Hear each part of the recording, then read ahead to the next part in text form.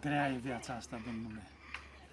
Domnișoară dragă, că ție vreau să mă adresez și să-ți spun care este al patrulea motiv pentru care ești singură, fără bărbat în viața ta. Al patrulea motiv pentru care ești singură este acela că îți lipsește un sistem foarte clar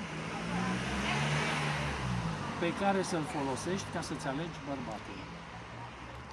Ca să-ți alegi bărbatul potrivit, trebuie să ai nevoie de un sistem. Ai nevoie de un sistem ca să știi exact cum îl alegi, care sunt criteriile după care îl alegi, care sunt lucrurile pe care le vrei tu de la el și așa mai departe. Dacă vrei să te ajut să-ți construiești acest sistem ca să-ți găsești bărbatul potrivit, dă-mi un apel sau scrie-mi în comentarii cuvântul sistem. Și, bineînțeles că eu ajut. O zi faină.